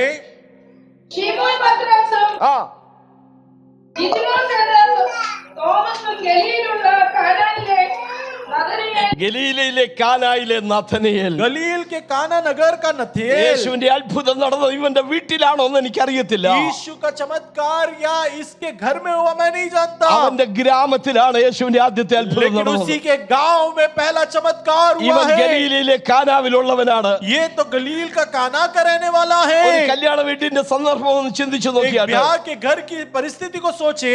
ഒരു 400 പേരെ വിളിച്ചിട്ടുണ്ടെന്ന് വിചാരിക്കുക. सोच लो 400 लोगों को बुलाया है। 100 പേരെ പന്തിയിൽ ഇരുത്താനുള്ള 100 സംവിധാനമേ लोगों ഉള്ളൂ. को मंच में बिठा सके ऐसा है। 2 പന്തി കഴിഞ്ഞപ്പോഴേക്കും 2 मंच बिठा लिया उसके പ്രധാന बाद വിഭവമായി വീഞ്ഞ് തീർന്നുപോയി. वहां का दाग रस जो महत्व की बातें खत्म हो गई। വീഞ്ഞെന്ന വിഭവം പെട്ടെന്ന് റെഡിമെയ്ഡ് ആയിട്ട് ഉണ്ടാക്കിയെടുക്കാൻ പറ്റില്ല. और ये दाग रस जो है तुरंत बनाकर नहीं निकाल അതിന് सकते। ഒരാഴ്ചത്തെ സമയം ആവശ്യമുണ്ട്. उसका कम से कम 1 सप्ताह का काम ഇതൊരു है। പാവപ്പെട്ട കുടുംബമാണ്. ये करीब एक തെളിവ് परिवार। ഞാൻ പിന്നാലെ പറയാം. और उसके बाद मैं कहूंगा കാശില്ലാത്ത കുടുംബമാണ്. इनके पास ज्यादा पैसा കടയിൽ नहीं। പോയി വാങ്ങിച്ചോണ്ട് വരാൻ കാശില്ല. दुकान जाकर खरीद कर ले आने पैसा नहीं। ഉണ്ടാക്കിയെടുക്കാൻ സമയമില്ല. बनाकर तैयार करने समय नहीं। പന്തിയിൽ ഭക്ഷഭേദം പാടില്ല. पेज में पक्षपात नहीं हो सकता। ഇനി 200 പേര് ഭക്ഷണത്തിന് और ഇരിക്കാതിരിക്കുകയാ. 200 लोगों को खाने में बिठाना है। പ്രധാന വിഭവമായി വീഞ്ഞ് തീർന്നുപോയി. और देखो यहाँ दाग पत खत्म हो गया। കണക്ക് ഊട്ടലുകൾ തെറ്റിപ്പോയ ഒരു കുടുംബത്തിൽ सारे गिनती आंकड़े इस परिवार के बिगड़ गए। ദൈവപുത്രനായ ക്രിസ്തു പച്ചവെള്ളത്തെ മുന്തിരിച്ചാറാക്കി മാറ്റി. परमेश्वर ने देखो पानी को दाग मधु बना दिया। ഇതിനേക്കാൾ വലിയത് നീ കാണുമെന്ന് പറഞ്ഞതിന്റെ 3ാം നാളാണ് യേശു അത്ഭുതത്തെ ചെയ്തത്. इससे पराक्रमी काम तू देखेगा कहने वाले भविष्यवाणी के तीसरे दिन प्रभु ये चमत्कार करता है। ഇന്ന് പകൽ എനിക്ക് അവിടെ ഒരു ദൂത് പറയാനുണ്ട്. आज सुबह मुझे आपको एक संदेश कहना കഴിഞ്ഞ है। കാലങ്ങളിൽ കണ്ടിട്ടുള്ള അത്ഭുത ഭയമിറക്കി ആരും കാലങ്ങൾ കളയേണ്ടതില്ല. और पिछले दिनों में जो चमत्कार दिखे वो कम नहीं होंगे। ഇതിനേക്കാൾ വലിയത് നീ കാണുക തന്നെ ചെയ്യും. इससे भी पराक्रमी चमत्कार तुम ഇന്ന് പകൽ എത്ര देखोगे। പേർക്ക് ദൂത് ഏറ്റെടുത്ത് ദൈവത്തെ സ്തുതിക്കാൻ കഴിയും? कलीसिया क्या ये संदेश को लेकर स्तुति कर പണ്ട് ഞാൻ पाएगा? കണ്ടിട്ടുള്ളതിനേക്കാൾ വലിയ വലിയ അത്ഭുതങ്ങൾ എന്റെ കണ്ണാലെ കാണാൻ पिछले പോകുകയാണ്. दिनों में देखे उससे बड़े अद्भुत कामों को मेरे अपने आंखों से मैं देखूंगा। തകർന്നു പോയ എന്റെ കുടുംബത്തെ കർത്താവ് പണിതെടുക്കാൻ बिखर പോവുകയാണ്. गया हुआ मेरे परिवार को परमेश्वर बनाएगा। ഇതിനേക്കാൾ വലിയത് നീ കാണുമെന്ന് യേശുവിനോട് പറഞ്ഞ പ്രവചനത്തിന്റെ 3ാം നാൾ ഗലീലയിലെ കാനാവിൽ ഒരു इससे കല്യാണമുണ്ടായി. बड़ा पराक्रमी काम तू देखेगा कहने वाले भविष्यवाणी के तीसरे दिन यीशु गलील में आया। ഹല്ലേലൂയ. हालेलुया। രണ്ടാമത്തെ പദം ഇങ്ങനെയാണ്. दूसरा पद इस समान है। ഗലീലയിലെ കാനാവിൽ ഒരു കല്യാണമുണ്ടായി. गलील के काना में किसी का ब्याह था। എന്തുകൊണ്ടാണ് ഗലീലയിലെ കാന എന്ന് എടുത്തു പറഞ്ഞത്? क्यों यहाँ पे उठाकर कहा गया कि गलील का काना? കാന എന്ന പേരിൽ 2 സ്ഥലങ്ങളെന്ന് അവിടെ ഉണ്ടായിരുന്നു. काना कहे तो 2 अलग-अलग जगह है। യോശുവയുടെ പുസ്തകം 16:8 योशुआ के 16 के 8 में ആമേൻ ഗലീലയിലെ കാനാവിനെ കുറിച്ച് വായിക്കുന്നുണ്ട്. गलील के काना के बारे में पढ़ते हैं। യോശുവ 19:28 और योशुआ 19:28 में ശമരിയിലെ കാനായെ കുറിച്ച് പറയുന്നുണ്ട്. शमरी के काना के बारे में कहा है. കാന എന്ന് പൊതുവെ പറഞ്ഞിരുന്നെങ്കിൽ काना अगर सामाजिक रूप से कहा तो അതാണോ ഇതാണോ എന്ന് ചിന്താക്കുഴപ്പം वो है कि ഉണ്ടാകുമായിരുന്നു. ये है, हम सोच में पड़ते हैं. നമ്മുടെ ദൈവം കലക്കത്തിന്റെ ദൈവമല്ല. हमारा परमेश्वर इस समान मिलाता नहीं. ദൈവത്തിന്റെ ദൂതുകൾ ഒരിക്കലും ചിന്താക്കുഴപ്പം ഉളവാക്കുന്നതല്ല. परमेश्वर का संदेश हमें कभी संदेह में नहीं डालता. ദൈവത്തിന്റെ ആത്മാവിന്റെ ശബ്ദമെല്ലാം കൃത്യതയുള്ളതായിരിക്കും. परमेश्वर की आत्मा की आवाज है तो बड़े ही स्पष्ट होता है. കാന എന്ന് വെറുതെ പറഞ്ഞുകൂടാതെ ഗലീലയിലെ കാന എന്ന് എടുത്തു പറയുകയാണ്. काना व्यर्थ में नहीं कहा, लेकिन कहा गलील का काना. Hallelujah, hallelujah, hallelujah. Hallelujah. Nazareth ആർക്കും വേണ്ടാത്ത നാടാണ്. नसरत जो है किसी को नहीं चाहिए, എന്നാൽ അവിടെ നിന്നാണ് മശീഹ लेकिन वहीं से मसीहा बाहर आया. നസ്രത്തിൽ നിന്ന് വല്ല നന്മയും വരുമോ എന്ന് ചോദിച്ചാൽ വരിക തന്നെ ചെയ്യും. नसरत में से क्या कोई भलाई होगा पूछे तो होगा. ഗലീലയിലെ കാനാവിനെ കുറിച്ച് ഞാൻ ചിന്ത പറയാൻ പോകുകയാണ്. गलील के काना के बारे में अब मैं बताता हूँ. അതൊന്നിനും കൊള്ളാത്ത ദേശമാണ്. वो किसी काम का ना है. ക്ഷാമം മുറ്റി നിൽക്കുന്ന ദേശമാണ്. अकाल बड़ा है वहाँ. ജാതികളുടെ ദേശമാണ്. अन्य जातियों का देश है. തെളിവ് ഞാൻ തരാം. चिन्ह और सबूत ശലോമോൻ രാജാവ് 2 ബൃഹത്തായ കെട്ടിട സമുച്ചയങ്ങൾ പണിയുകയുണ്ടായി. सुलेमान राजा ने 2 बड़े-बड़े इमारतों को बनाया. ഒന്ന് തനിക്ക് പാർക്കാൻ വേണ്ടിയുള്ള പാലസ് പണിതു. एक तो उसको अपने आप में रहने के लिए एक राजमहल, മറ്റൊന്ന് യഹോവയുടെ ആലയം പണിതു. दूसरा यहोवा का भवन या मंदिर बनाया. യഹോവയുടെ ആലയത്തിന് പണിക്ക് വേണ്ട സാധനമെല്ലാം ദാവീദ് തന്നെ സ്വരുക്കൂട്ടി വെച്ചു. यहोवा के भवन के लिए जो चाहिए वो सामग्री सब दाऊद ने इकट्ठा कर लिया था. കല്ലും ചെമ്പും മണ്ണും സ്വർണവും ഒക്കെ കരുതി വെച്ചു. पत्थर, लकड़ी, सोना सब उसने तैयार किया. ശലോമോൻ ആലയത്തിന് പണി തുടങ്ങി. सुलेमान ने तो मंदिर का निर्माण शुरू किया. 8 വർഷം കൊണ്ടാണ് പണി പൂർത്തീകരിച്ചത്. 8 साल में पूर्तिकरण हुआ. ആ പണി നടന്നുകൊണ്ടിരിക്കുമ്പോൾ और जब ये निर्माण बन रहा था तब തടി തികയാതെ വന്നു. और लकड़ियां कम पड़ी. ദാവീദിന്റെ ഒരു കൂട്ടുകാരനാണ് സോർ രാജാവായ ഹീരാം. दाऊद का ही मित्र है राजा हीरा. ഹീരാം ഒരു കാര്യം പറഞ്ഞു. हीराम ने बात को जान लिया. എന്റെ കൂട്ടുകാരന്റെ മോൻ ഒരു പള്ളി പണിയുന്നു. मेरा मित्र का बेटा एक मंदिर बना रहा है. അവിടെ തടി തികയാതെ वहां വന്നിരിക്കുന്നു. पे लकड़ियां कम हो गई हैं. ഹീരാം ശലോമോനെ വിളിച്ചിട്ട് പറഞ്ഞു, हीराम सुलेमान को बुलाकर कहता "നീ है, കുറെ ജോലിക്കാരെ ഇങ്ങോട്ട് तू വിട്ടേര്. तेरे मजदूरों को यहाँ भेज. ഞാൻ തടി തരാം, കൊണ്ടുപോയി ആലയം मैं പണിതോളാൻ പറഞ്ഞു." लकड़ी भेजता हूँ, जा भवन बना. അങ്ങനെ ശലോമോൻ വിട്ട ആ ജോലിക്കാര് और सुलेमान ने जो मेरे जो मजदूर ഹീരാമിന്റെ ഭൂപ്രദേശത്ത് പോയി മരങ്ങൾ വെട്ടി ഇറക്കി യോർദാൻ കടവ് വഴി കൊണ്ടുവന്ന ദൈവത്തിന്റെ ആലയം പണിതു. हीराम के देश में गए लकड़ियों को काट कर यर्दान नदी से ले आकर परमेश्वर के मंदिर बनाते हैं. ആലയത്തിന്റെ പണി പൂർത്തീകരിച്ചു കഴിഞ്ഞപ്പോൾ और उस भवन का काम निर्माण पूरा हुआ था. ഒന്ന് രാജാക്കന്മാരുടെ പുസ്തകം 8-ാം അധ്യായത്തിലാണ് ആലയത്തിന്റെ പ്രതിഷ്ഠയൊക്കെ നടക്കുന്നത്. पहले राजा के 8वें अध्याय में ही इस परमेश्वर के भवन का समर्पण होता है. 9-ാം അധ്യായം 12-ാം വാക്യം എന്ന് എടുത്തു വെച്ചേക്കണം. 9:12 9 का 12. ഒന്ന് രാജാക്കന്മാർ 9:12. पहला राजा का 9 का 12. അപ്പൊ ഇത്രയും തടി സൗജന്യമായിട്ട് തന്നില്ലേ? इतने सारे लकड़ियां मुफ्त में उसे मिला. ഇന്നത്തെ കണക്ക് പറഞ്ഞ കോടിക്കണക്കിന് രൂപ വില വരുന്ന തടിയാണ് സൗജന്യമായിട്ട് തന്നത്. आपकी गिनती में करो तो करोड़ों का कीमत रखने वाले लकड़ियों को मुफ्त में दे दिया. ശലോമോന് ഒരു താല്പര്യം, सुलेमान को इच्छा, ഇത്രയും തടിയൊക്കെ സൗജന്യമായിട്ട് തന്നില്ലേ, इतना सारा तो उसने लकड़ी मुफ्त में ഹീരാമിന് दिया. എന്തെങ്കിലും ഒരു സംഭാവന കൊടുക്കണം. हीराम को कुछ तो तोहफा देना होगा. ഇന്നാണെങ്കിൽ ഒരു BMW കാർ വാങ്ങിച്ചു കൊടുത്തേ. आज तो होता तो BMW कार खरीद कर देता. പക്ഷെ അന്ന് കൊടുക്കുന്നത് സമ്മാനം എന്ന് പറയുന്നത് വസ്തുക്കൾ കൊടുക്കുക. लेकिन उन दिनों में तो वस्तु या जायदाद അതുകൊണ്ട് देते थे. इसलिए ശലോമോൻ രാജാവ് सुलेमान राजा ഗലീലയിൽ गलील में 20 പട്ടണങ്ങൾ സോർ രാജാവായ ഹീരാമിന് കൊടുത്തു. 20 नगर सोल राजा जो हीराम है उसको दिया. ദാനം കിട്ടിയ പശുവിന്റെ വായി പല്ലുണ്ടോ നോക്കേണ്ട ആവശ്യമുണ്ടോ? और दान मिला हुआ क्या गाय के दांत है क्या नहीं कोई देखता है क्या? എന്നാൽ ഹീരാമിന് ഒരു താല്പര്യം, लेकिन हीराम को एक इच्छा, ഒന്ന് പോയി കാണണം. एक बार जरा जाकर देखो. അങ്ങനെ കാണാൻ വേണ്ടി അവിടെ വന്നു. ऐसे देखने के लिए आया. വന്നപ്പോൾ അവനത് ഇഷ്ടപ്പെട്ടില്ല. आया तो उसको पसंद नहीं आया. വായിച്ചാട്ടെ. पढ़े. ശലോമോൻ ഹീരാമിന് കൊടുത്ത പട്ടണങ്ങളെ കാണേണ്ടതിന് അവൻ സോരിൽ നിന്ന് വന്നു. എന്നാൽ അവൻ അവനെ ബോധിച്ചില്ല. സഹോദര, നീ എനിക്ക് തന്ന ഈ പട്ടണങ്ങൾ എന്ത് എന്ന് അവൻ പറഞ്ഞു. അടുത്തത് അവയ്ക്ക് ഇതുവരെ കാബൂൾ ദേശം എന്ന് കാബൂൾ എന്ന ആ വാക്കിന്റെ അർത്ഥം ഗുഡ് ഫോർ നത്തിങ്, ഒന്നിനും काबुल का കൊള്ളാത്തതെന്ന്. मतलब किसी काम का ना हो. മനസ്സിലാവുന്നുണ്ടോ? समझ आ रहा है क्या? മനസ്സിലാവുന്നുണ്ടോ? समझ आ रहा है क्या? ദാനമായി കിട്ടിയ പട്ടണമാണ്. दान रूपीय नगर मिले थे. അവിടെ ഹീരാം ചോദിക്കുകയാണ്, वहाँ हीराम जाकर എടാ पूछता കുഞ്ഞെ, ഞാൻ है, നിന്നോട് സമ്മാനം ഒന്നും ചോദിച്ചില്ലല്ലോ, अरे मैंने तुझसे कोई भेंट तो मांगा नहीं था, നീ എന്നെ ഇങ്ങനെ കളിയാക്കേണ്ടതുണ്ടായിരുന്നു. तूने इस तरह मजाक मेरा बना എടാ, दिया. കപ്പച്ചെടി പോലും കിളിക്കാത്ത ഈ മൊട്ടക്കൊന്ന് എനിക്കെന്തിനാ? अरे छोटा पौधा भी ना उगे ऐसा बंजर जमीन मुझे क्यों? കൃഷിക്ക് കൊള്ളാത്ത ഈ സ്ഥലം എനിക്കെന്തിനാ? हल खेत के लिए काम ना हो ऐसा जगह मुझे क्यों? അവൻ അതിനൊരു പേര് വിളിച്ചു, उसने उसका एक नाम बुलाया, കാബൂൾ. काबुल. കാബൂൾ എന്ന വാക്കിന്റെ രണ്ടർത്ഥം, कबूल का शब्द का अर्थ ഒന്നിനും കൊള്ളാത്തത്, किसी का काम ना हो, രണ്ട് ഇരുട്ട് നിറഞ്ഞത്, दूसरा अंधकार से बना हो. ഫലവും ഇഷ്ടമല്ല. दोनों किसी को पसंद नहीं. അവിടെ ജീവിക്കുന്നവര്, പിൽക്കാലത്ത് അവിടെ ജീവിച്ചവര് वहाँ पे पहले दिनों में जो പട്ടിണി जिए പാവങ്ങളായിരുന്നു. और भूखे थे, അവൻ ഒരു സമൃദ്ധിയും ഇല്ലാത്തവരാണ്. वहाँ कोई समृद्धि नहीं, ജാതികളാണ് അവിടെ अन्य താമസിക്കുന്നത്. जाति लोग रहते हैं. എന്നാൽ ദൈവപുത്രനായ ക്രിസ്തു ഒരിക്കൽ ആർക്കും വേണ്ടാത്ത ആ ജാതികളുടെ പട്ടണത്തിലേക്ക് ചെന്നു. लेकिन एक दिन प्रभु यीशु मसीह किसी को ना पसंद हो ऐसे नगर में वो आया. മത്തായി സുവിശേഷത്തിലാണ് ആ വിശദീകരണം നമ്മൾ मत्ती വായിക്കുന്നത്. सुसमाचार में उसका ज्यादा विवरण है. 4:15 വാക്യം. 4:15 कलम. कि जबूलून और नप्ताली के देश के पार से यरदन के पार अन्य जातियों का गलील, ആ ജാതികളുടെ ഗലീല, अन्य जातियों का गलील. ജാതികളുടെ ഗലീല എന്ന് പേര് വന്നതിന്റെ കാരണം എന്ത്? दाऊद का गलील इस समान नाम नहीं, ജാതീയനായ ഹീരാമിന് കൊടുത്ത ദേശമാണത്. क्योंकि अन्य जाति हीराम को ये देश दिया था. എന്നാൽ ആ വചനം നിങ്ങൾ വായിച്ചു നോക്കിയാട്ടെ, लेकिन वो पुराने नियम को पढ़कर देखें, മരണനിഴലിന്റെ താഴ്വരയിലും मृत्यु के तन्हाई में भी, ഇരുട്ടിലും ഇരുന്ന ജനം अंधकार में भी വലിയൊരു വെളിച്ചം കണ്ടു. बड़ा एक प्रकाश मैंने देखा. ഏതായിരുന്നു ആ വലിയ വെളിച്ചം? कौन सा बड़ा प्रकाश है ये?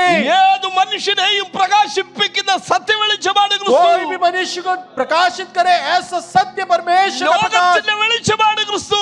जगत का प्रकाश है यीशु. Praise the Lord. Hallelujah. Praise the Lord. Amen. കണക്കൂട്ടലുകൾ പാളിപ്പോയ കുടുംബത്തിൽ गिद्दियां बिगड़ गई हो ऐसे परिवार में ദൈവപുത്രനായ ക്രിസ്തു അത്ഭുതം ചെയ്തു കഴിഞ്ഞപ്പോൾ प्रभु यीशु मसीह ने चमत्कार किया ആ था. കുടുംബത്തെ ദൈവം അപമാനത്തിൽ നിന്ന് രക്ഷിച്ചു. उस परिवार को अपमान से प्रभु ने बचा लिया. ഇതിനേക്കാൾ വലിയത് കാണുമെന്ന് പറഞ്ഞത് അവന്റെ ജീവിതത്തിൽ അങ്ങനെ इससे സംഭവിക്കുകയാണ്. बड़े एक पराक्रमी काम देखोगे कहा उसके जीवन में घटना हुआ. കരങ്ങളെ ഉയർത്തി കർത്താവ് നമുക്ക് हाथों സ്തോത്രം को ചെയ്യാം. उठाते हुए परमेश्वर की स्तुति करें.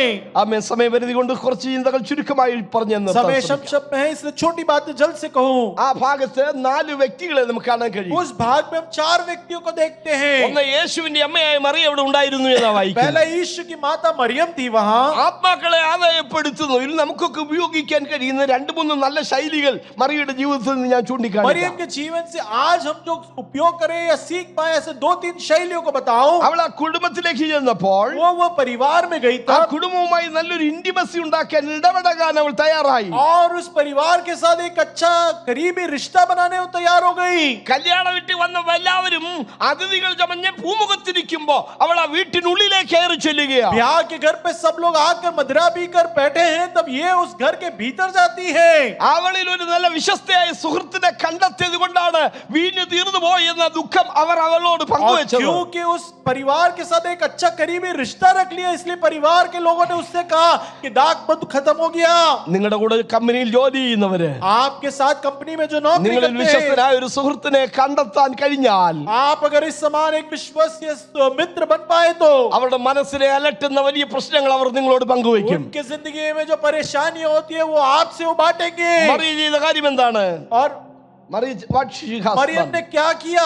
അവൾ ആ പ്രയാസവുമായി യേശുവിന്റെ അടുക്കിലേക്ക് वो दुख പോവുകയാണ്. की बातों को लेकर वो यीशु के पास കർത്താവേ, आई. അവർക്ക് വീഞ്ഞില്ല എന്ന് प्रभु പറയുകയാണ്. इनका दाखरस खत्म हो गया. മറ്റുള്ളവരുടെ വിഷയം സ്വന്തം വിഷയമായി ഏറ്റെടുക്കാൻ നമുക്ക് കഴിയണം. दूसरा का विषय क्या अपना स्वयं विषय लेने तैयार हो. അങ്ങനെയുള്ളവർക്ക് മാത്രമേ ദൈവപ്രവൃത്തി കാണാൻ കഴിയുള്ളൂ. ऐसे लोग ही परमेश्वर के कार्य को देख पाएंगे. എനിക്ക് എന്നാ വേണമെന്നവള് പറഞ്ഞില്ല. मुझे क्या मिलेगा ऐसे नहीं कहा ഇതൊക്കെ उसने. കാലേ കുട്ടി കരുതണമായിരുന്നല്ലോ എന്നവളെ കുറ്റം പറഞ്ഞില്ല. ये तो पहले से तुम्हें संभाल के संजोना चाहिए ऐसा അവരുടെ गलती नहीं कहा. പരാജയത്തിൽ അവരെ ദുഃഖപ്പെടുത്താനല്ല. उसको वहां परेशानी में और दुखित करने नहीं. കർത്താവേ, അവർക്ക് വീഞ്ഞില്ല എന്ന് പറഞ്ഞ് ആ വിഷയവുമായി ദൈവസന്നിധിയിലേക്ക് പോകുകയാണ്. प्रभु उनका दाखरस नहीं है ये विषय लेकर प्रभु के पास आई. അവൾ യേശുവിനെ പരിചയപ്പെടുത്തിയത് वो എങ്ങനെയാണ്? यीशु को परिचित करती हैं. യേശുവിനെ എല്ലാവരും സാധാരണക്കാരനായി यीशु को കണ്ടിരിക്കുകയാണ്. सब लोग वहां साधारण रूपी देखते യേശു हैं. അതിനു മുമ്പ് ഒരു അത്ഭുതം ചെയ്തിട്ടില്ല. यीशु ने उससे पहले कोई चमत्कार नहीं किया. ആദ്യത്തെ അടയാളമാണ് കനാവിലെ വെള്ളം पहला വീഞ്ഞാക്കൽ. चमत्कार है काना का ब्याह. അത്ഭുതം ചെയ്യാൻ സിദ്ധിയുള്ള ദൈവപുത്രനാണ് ക്രിസ്തു എന്ന് അറിഞ്ഞിരുന്നെങ്കിൽ ആളുകൾ നേരിട്ട് അവന്റെ അടുക്കിലേക്ക് പോകുമായിരുന്നു. अद्भुत कर सके, परमेश्वर का बेटा यीशु है जानते हैं तो परिवार पहले उसके पास जाते हैं. യേശുവിനെ അറിഞ്ഞുകൂടാത്ത സമക്ഷത്തിൽ यीशु को ना जानते हो उस परिस्थिति में മറിയ യേശുവിനെ പരിചയപ്പെടുത്തിയ പദപ്രയോഗങ്ങൾ ശ്രദ്ധിച്ചാട്ടെ. मरियम जो है यीशु को परिचित करने वाले पद को അവൻ ध्यान दे. നിങ്ങളോട് എന്തെങ്കിലും കൽപ്പിച്ചാൽ അത് ചെയ്യുവീൻ. जो कुछ वो तुमसे कहे वही करना. അവൻ നമ്മുടെ വാക്കുകൾ സംസാരങ്ങളാ വർത്തമാനങ്ങളാ പറച്ചിലുകളാ. हमारे बातचीत हमारे जो कहने की रीत है. എന്നാൽ കളക്ടറുടെ ഓർഡറുകൾ അത് കേവലം വർത്തമാനങ്ങളല്ല, അത് കൽപ്പനകളാണ്. लेकिन वो सही समय में केवल वो खबर नहीं होता, वो एक आज्ञा हो जाता है. ജഡ്ജിയുടെ വാക്കുകൾ കൽപ്പനകളാണ്. जज की जो बातें हैं वो आज्ञा होता है. അവൻ എന്തെങ്കിലും പറഞ്ഞാലെന്നല്ല, वो कुछ कहे तो ऐसा नहीं, അവൻ എന്തെങ്കിലും കൽപ്പിച്ചാൽ അത് ചെയ്യുവീ. वो जो कुछ कहे वो कर लेना. അവൻ എന്താ കൽപ്പിക്കാൻ പോകുന്നത് നമുക്കറിയത്തില്ല. वो क्या कहेगा हम नहीं जानते. ലോകത്തിൽ ആർക്കും പറയാൻ പറ്റത്തില്ല. संसार में कोई नहीं कह सकता. അവൻ എന്താ നമ്മോട് കൽപ്പിക്കാൻ പോകുന്നത് ആർക്കും പറയാൻ वो പറ്റത്തില്ല. हमसे क्या आज्ञा देगा हम नहीं जानते. പക്ഷെ എന്തെങ്കിലും ഒന്ന് കൽപ്പിച്ചിരുന്നെങ്കിൽ ഇത് കൊതിയോടുകൂടെ लेकिन कुछ भी अगर आज्ञा दे दे तो बहुत ज्यादा तरस के साथ യേശുവിന്റെ അടുക്കിലേക്ക് ഓടിച്ചെല്ലുന്ന ഏതൊരുവനോടും यीशु के निकट जो कोई भाग जाए वो അവൻ എന്തെങ്കിലും ഒന്ന് പറയാനുണ്ട്. उसको कुछ तो कहना है उससे. ഇന്ന് പകലിലും നിന്നോട് ചില കാര്യങ്ങൾ പറയാൻ आज सुबह भी യേശുവിനുണ്ട്. तुझसे यीशु कुछ कहना चाहता है. അതൊരു പക്ഷെ നിന്റെ ബുദ്ധിക്ക് നിരക്കുന്നതാവില്ല. हो सकता है तेरे समझ के पार हो, പക്ഷെ വിശ്വസിച്ചാൽ നീ ദൈവത്തിന്റെ മഹത്വം लेकिन കാണും. विश्वास करो तो परमेश्वर की महिमा तुम देखोगे. വിശ്വസിച്ചാൽ നീ ദൈവത്തിന്റെ മഹത്വം കാണും. विश्वास करोगे तो परमेश्वर की महिमा हालेलुया. देखोगे. हालेलुया. അവിടെ 3 കൽപാത്രങ്ങൾ ഉണ്ടായിരുന്നു. वहाँ 3 मिट्टी के बर्तन थे. ആ കൽപാത്രങ്ങൾ ഉപയോഗിച്ചിരുന്നത് वो मिट्टी के बर्तन उपयोग करते हैं ആളുകളുടെ ശരീരത്തിന്റെ പുറഭാഗം ചന്തയിൽ നിന്ന് വരുമ്പോൾ കൈയും കാലും കഴുകാനാണ് और ഉപയോഗിച്ചത്. लोग जब आते हैं तो इस मटके में से पानी लेके अपने शरीर को साफ करते हैं. യഹൂദന്മാരുടെ ശുദ്ധീകരണ നിയമം അനുസരിച്ചുള്ള കൽപാത്രമാണ്. यहूदियों के नियम के हिसाब से शुद्धिकरण के लिए कहे हुए मटके हैं. അവഗണിക്കപ്പെട്ട് പുറത്തിരുന്ന പാത്രമാണ്. അവഗണിക്കപ്പെട്ട് और പുറത്തിരുന്ന जो പാത്രം. अपमानित हो ऐसा बर्तन जो बाहर रखते हैं. യേശു എവിടെയും കണ്ടത്, യേശു എവിടെയും സ്പർശിച്ചത്, യേശു എവിടെയും അത്ഭുതം ചെയ്തത് ആർക്കും വേണ്ടാത്തതിനെയാണ്, അവഗണിക്കപ്പെട്ടതിനെയാണ്, ത്യജിക്കപ്പെട്ടതിനെയാണ്. ईश्वर ने जहां कहीं भी देखा हो, जहां कहीं भी छुआ हो, जहां कहीं भी बात किया हो, अपमानित किसी को काम ना हो उसी से किया है. പാത്രങ്ങളിൽ വെള്ളം നിറയ്ക്കാൻ പറഞ്ഞു. इन मटकों में पानी भरने कहा. അവിടെ ചില ജോലിക്കാരുണ്ടായിരുന്നു. वहां कुछ मजदूर थे അവര് കർത്താവ് പറയുന്നത് എന്ത് ചോദ്യം ചെയ്യാതെ അനുസരിക്കും. और वो जो प्रभु कहे कोई प्रश्न किए बिना उसका पालन करते പാത്രത്തിൽ വെള്ളം हैं. നിറപ്പാൻ മാത്രമേ കർത്താവ് പറഞ്ഞുള്ളൂ. परमेश्वर ने केवल इतना ही कहा कि मटके में बर्तन पानी भरे. പക്ഷേ അവർ ചെയ്തതിനെ കുറിച്ച് ഇങ്ങനെയാ लेकिन വായിക്കുന്നത്. उन्होंने जो कहा क्रिया किया ऐसे है. വക്കോളവും നിറച്ചു. मटकी भर जाए तब तक भर दिया. പറയുന്ന മലയാള പദം പര്യാപ്തമല്ല. और ये कहे हुए शब्द जो मलयालम में ठीक नहीं. യഥാർത്ഥ പദം എഫ എന്ന പദമാണ്. और एफा जो है उसका अच्छा ഒരു पद. എഫ എന്ന് പറഞ്ഞാൽ 24 ലിറ്റർ ആണ്. एक एफा कहे तो 24 लीटर होता है. 3 എഫ അഥവാ 3 പറയുന്ന പറഞ്ഞാൽ 72 ലിറ്റർ और ആണ്. 3 एफा कहे तो 72 लीटर हो जाता है. വരുന്ന എല്ലാവരുടെ കൈകാലുകൾ കഴുകാനുള്ള വെള്ളമാണ്. आए हुए सभी लोगों के हाथ पैर धोने के लिए पानी है. 6 ബാരലുകളായി 432 ലിറ്റർ വെള്ളം और കൊള്ളുമായിരുന്നു. 6 बर्तन में कहे तो 430 से बढ़कर लीटर पानी भर सकते हैं. അവരോട് വെള്ളം നിറയ്ക്കാനേ പറഞ്ഞുള്ളൂ. उनसे केवल इतना कहा पानी भरे. അവർ ചെയ്തതിനകത്ത് ഒരു സിൻസിരിറ്റി, ആത്മാർത്ഥത ഉണ്ടായിരുന്നു. उन्होंने जो कहा किया वहां पे एक आत्मिकता या तहे दिल से किया है. അവർ വക്കോളവും നിറയ്ക്കുക. उन्होंने मुंह तक भर दिया. ഇപ്പോൾ കൊണ്ടുപോയി വിരുന്ന് വഴി കൊടുക്കാൻ പറയുകയാണ്. अब कहते हैं जाओ ये अतिथियों को बांटो. അവർ കൊണ്ടുപോയി കൊടുത്തു എന്ന और വായിക്കുന്നു. वो लेकर जाके दिए पड़ते हैं. സമയം ഒത്തിരി പരിധിയുണ്ടെന്ന് എനിക്കറിയാം. समय की कमी है जानता हूँ. 1-2 ചിന്തകളെങ്കിലും ഞാൻ അവിടെ പറയാൻ एक तो ശ്രമിക്കട്ടെ. सोच फिर भी वहां से कहूँ. കിണറ്റിൽ ഇത് പച്ചവെള്ളമാണ്. और कुएं में तो ये पानी है. ബാറിൽ പച്ചവെള്ളമാണ്. मटके में भी पानी है. കോരിക്കൊണ്ട് പോവുകയാണ്. लेकर जा रहे हैं. അപ്പോഴും അത് പച്ചവെള്ളമാണ്. और कप में डाला तभी भी എന്ത് पानी. ചെയ്യുമെന്നറിയാൻ തലമോഞ്ഞ് നിൽക്കുന്ന വിരുന്ന് വഴിയാണ് അവിടെ ഉള്ളത്. क्या करेंगे ये सर पे हाथ रखकर मेहमान को देख रहे हैं. ഈ പച്ചവെള്ളം കൊണ്ട് അങ്ങോട്ട് പോവുകയാണ് അവര്. ये पानी के साथ वो जा रहे हैं. കോരിക്കൊണ്ട് പോവുകയാണ്. लेकर जा रहे അങ്ങോട്ട് हैं. ചെല്ലുമ്പോൾ वहां जाते हैं വിരുന്ന് तब. വഴി ചോദിച്ചതിരിക്കട്ടെ, और तिथियों ने शायद पूछा होगा എന്തിനാടാ ഈ പച്ചവെള്ളം കൊണ്ടുവന്നത്? क्यों ये पानी लेकर आया. അല്ല സാറേ, ഇത് കർത്താവ് തന്നു വിട്ടതാ. अरे नहीं भाई ये प्रभु ने भेजा അവരെ है. വടക്ക് പറഞ്ഞ് ഓടിച്ചേനെ. उनको डांट कर भेज दिया होता. പക്ഷെ അവർ ചുമന്ന് കൊണ്ടുപോകുമ്പോൾ लेकिन वो जब लेकर जा रहे थे അവരുടെ तब അകത്തൊരു വിശ്വാസമുണ്ട്. उनके अंदर एक विश्वास है. കിണറ്റിൽ ഇത് വെള്ളമായിരിക്കാം, कुएं में शायद ये पानी होगा, ബാരലിനകത്ത് ഇത് വെള്ളമായിരിക്കാം, मटके में शायद पानी होगा,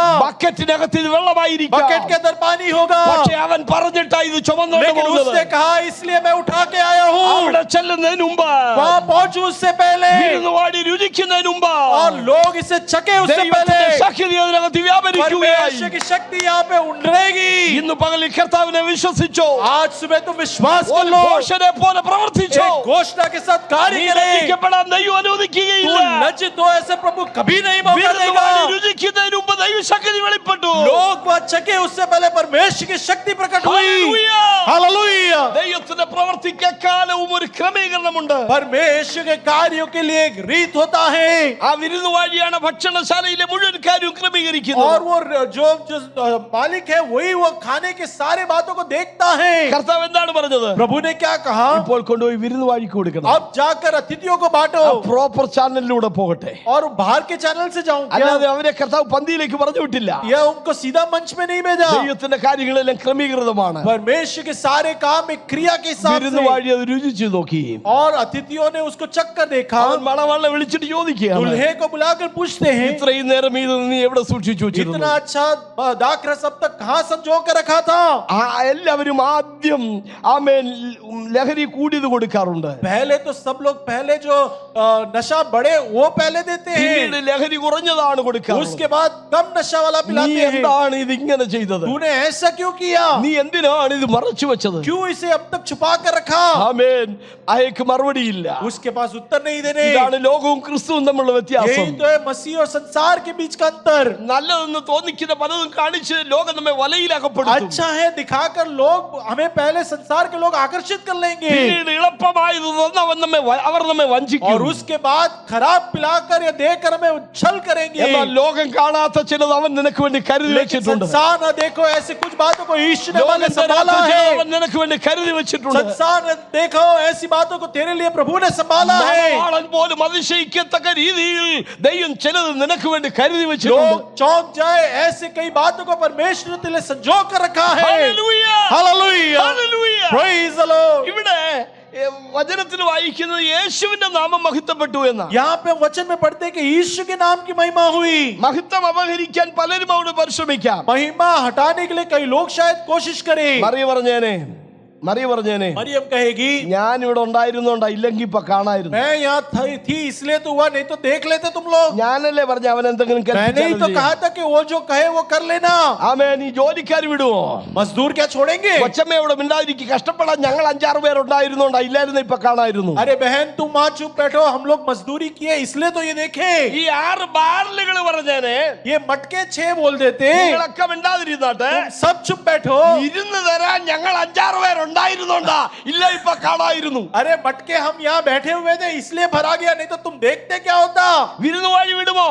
क्या अतिथि छोड़ते? കുടിച്ചു നോക്കിയിട്ട് ഇതാ കൂടുതൽ ഗാഢതയുള്ളതെന്ന് സർട്ടിഫിക്കറ്റ് കൊടുത്ത പുള്ളിയാ. और वो तो सर्टिफिकेट लिख के दिए थे कि इसमें ज्यादा मदिरा है, പക്ഷെ മഹത്വം എല്ലാം കർത്താവിനാണ്. लेकिन महिमा सब प्रभु को मिला। ദൈവവേലയിൽ അവൻ നമ്മയൊക്കെ ഉപയോഗിച്ചെന്ന് വരാം. प्रभु की सेवा में शायद हमने അതൊക്കെ उसने ദൈവത്തിന്റെ उपयोग किया। പ്രൊവിഷനാണ്, ദൈവത്തിന്റെ കരുണയാണ്. वो तो परमेश्वर की करुणा है हम പക്ഷെ पर, മഹത്വത്തിന് യോഗ്യൻ യേശു लेकिन ക്രിസ്തു महिमा तो മാത്രമാണ്. सब प्रभु यीशु मसीह का है। അവന്റെ ശിഷ്യന്മാർ അവനിൽ വിശ്വസിച്ചു എന്നാണ് അവസാന പദം. उसके चेलों ने उस पे विश्वास किया, अंतिम वक्त है। എന്റെ പിന്നാലെ വരുവീരെന്ന് പറഞ്ഞ് വിളിച്ചപ്പോൾ मेरी सोच ये है कि उनको बुलाया था, അനുഗമിക്കാൻ കൊള്ളാവുന്ന ഒരു വ്യക്തി എന്ന് അവന്റെ വ്യക്തിത്വം വിശ്വസിച്ചാണ് ഇറങ്ങി തിരിച്ചു. और वो पीछे चल सकते हैं, योग्य है, सोच कर ही वो निकले होंगे। അവനെ വിശ്വസിച്ചവർ അവനിൽ വിശ്വസിച്ചു. उस पे जो जो विश्वास किए, इन बातों पे विश्वास किए। അതിന്റെ ഒരു കാരണം കൂടെ പറയാം. उसका एक कारण भी कहो। മോശെ തന്റെ ജീവിതത്തിന്റെ അവസാനം ഇങ്ങനെ പറഞ്ഞു. मूसा के अंतिम क्षणों में उसने ऐसे कहा, ആവർത്തനം 18:15 അയക്കണ്ട. पढ़े नहीं। ആമേൻ. നമ്മുടെ ദൈവമായ യഹോവ നമ്മുടെ സഹോദരന്മാരുടെ ഇടയിൽ നിന്ന് എന്നെ പോലെ ഒരു പ്രവാചകനെ നിങ്ങൾക്ക് हमारे परमेश्वर जो है मेरे समान ही हमारे भाइयों के बीच में से एक भविष्यवक्ता को खड़ा करेगा। ആ പ്രവാചകൻ വേറെ ആരുമല്ല, और वो भविष्यवक्ता और कोई യേശു नहीं, ക്രിസ്തുവാണ്. यीशु मसीह है। ഒരു തെളിവ് പറയാം. एक सबूत बताओ। മോശ മിസ്രൈമിൽ 10 അത്ഭുതങ്ങൾ ചെയ്തു. मूसा ने मिस्र में 10 अद्भुत काम किए।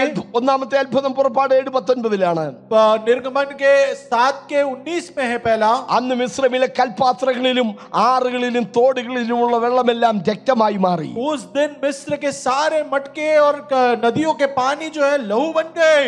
മോശയുടെ ആദ്യത്തെ അത്ഭുതം मूसा ने जो किया वो पहला चमत्कार, കൽപാത്രത്തിലെ വെള്ളം അവൻ രക്തമാക്കി മാറ്റിയതാണ്. पानी को उसने लहू में बदला था। ഇവിടെ ഇതാ മോശയിലും മികച്ചവൻ, മോശയേക്കാൾ വലിയവൻ. यहाँ पे मूसा को, ആമേൻ. യേശുവിന്റെ ആദ്യത്തെ അത്ഭുതം यीशु का पहला चमत्कार, കൽപാത്രത്തിലെ വെള്ളം അവൻ വീഞ്ഞാക്കി മാറ്റി. मटके का पानी को उसने दाखरस बनाया। മോശയുടെ അവസാനത്തെ പ്രവചനമാണ് ഞാൻ പറഞ്ഞത്. मूसा का अंतिम भविष्यवाणी मैंने ये മോശയുടെ कहा। ആദ്യത്തെ അത്ഭുതം കൽപാത്രത്തിലെ വെള്ളം വീഞ്ഞാക്കി മാറ്റിയതാണ്. मूसा का पहला चमत्कार जो है पानी को, യേശുവിന്റെ ആദ്യത്തെ അത്ഭുതം കൽപാത്രത്തിലെ വെള്ളം അവൻ മോശയുടെ ആദ്യത്തെ അത്ഭുതം കൽപാത്രത്തിലെ വെള്ളം രക്തമാക്കി മാറ്റി. യേശുവിന്റെ ആദ്യത്തെ അത്ഭുതം വെള്ളം വീഞ്ഞാക്കി മാറ്റി. मूसा का पहला चमत्कार जो था पानी को लहू बनाया था। यीशु का पहला चमत्कार पानी को दाखरस बनाया। എപ്പോഴും അവൻ നമ്മോട് സംവാദിച്ചുകൊണ്ടിരിക്കുകയില്ല. हर बार हम ये कर नहीं पाएंगे, പക്ഷെ ഒരു കാര്യം സത്യമാണ്, लेकिन एक बात सत्य है, എന്തെങ്കിലും അവൻ ഒരു കാര്യം പറയും. कोई तो बात वो हमसे कहेगा। പരിഹാരമില്ലാത്ത ഏത് പ്രശ്നത്തിന്റെ നടുവിലും അവൻ ഒരു പരിഹാരമുണ്ട്. हल ना मिले ऐसे कोई भी समस्या के बीच में वो हल निकालेगा। അത് കേവലമായി പച്ചവെള്ളം കോരി वो നിറയ്ക്കാനായിരിക്കും. केवल यही होगा कि पानी को भरना होगा। നിങ്ങളുടെ പരിശ്രമങ്ങളെ, നിങ്ങളുടെ കൈകളുടെ പ്രവൃത്തികളെ ദൈവം സാധ്യമാക്കി लेकिन തരും. तुम्हारे मेहनत, तेरे हाथ के कार्यों को परमेश्वर सफल करेगा। വാക്കുകൾ ഞാൻ ഇവിടെ പിടിച്ചു നിർത്തുന്നു. समय के वजह से मैं यहाँ शब्दों को बंद करता हूँ। കർത്താവ് നമ്മളോട് എന്ത് കൽപ്പിച്ചാലും प्रभु हमें कोई भी आज्ञा दे, അതുപോലെ അനുസരിപ്പാൻ, ऐसे ही आज्ञा का ചോദ്യം पालन ചെയ്യാതെ करने, അനുസരിപ്പാൻ, प्रश्न पूछे बिना വിശ്വസ്തയോടെ അനുസരിപ്പാൻ, विश्वास योग्य रहते हुए ദൈവാനുഗ്രഹം നേടിയെടുക്കുവാൻ परमेश्वर के अनुग्रह को पाने के ദൈവം लिए നമുക്കെയും സഹായിക്കുമാറാകട്ടെ. प्रभु और हमें सहायता करे।